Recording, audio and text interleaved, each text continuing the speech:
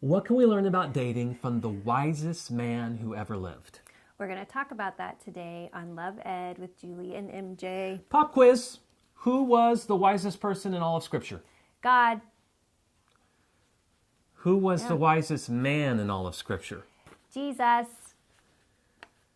Who was the wisest? Come on. Who was the wisest man who wasn't also God? Okay. King Solomon.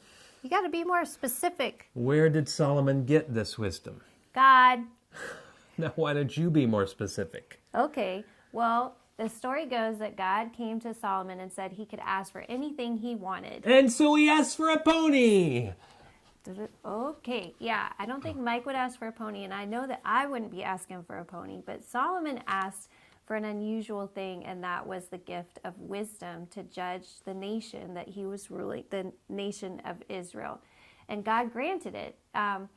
Solomon became a very wise man. He wrote the book of Proverbs to share that wisdom with us. He also wrote the book of Ecclesiastes and the wonderful Song of Solomon. Bottom line, no one started out life quite as freaking awesome as Solomon.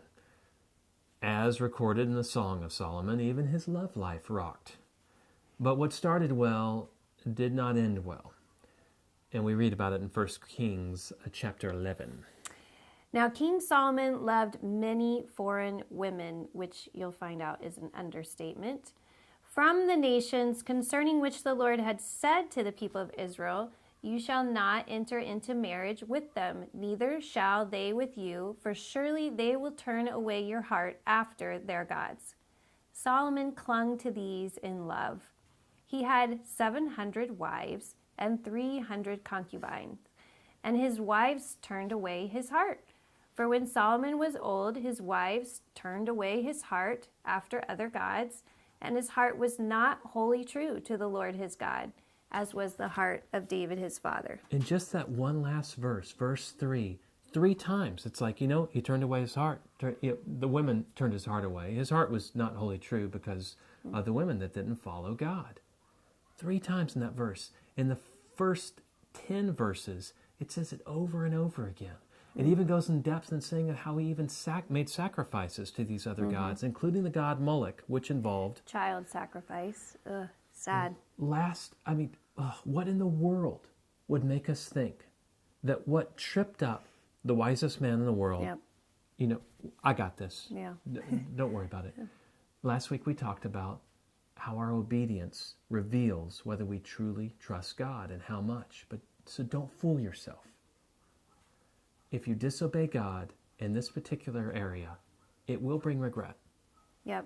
And Solomon wrote about that in the book of Ecclesiastes. It's full of regret and depression, and you don't want to be a type of person writing that kind of book. And I'm glad you brought that up, because a lot of times people are like, oh, well, I know somebody that dated and married somebody who wasn't a believer and it turned out fine. Well, we're all glad that we have the book of Ecclesiastes.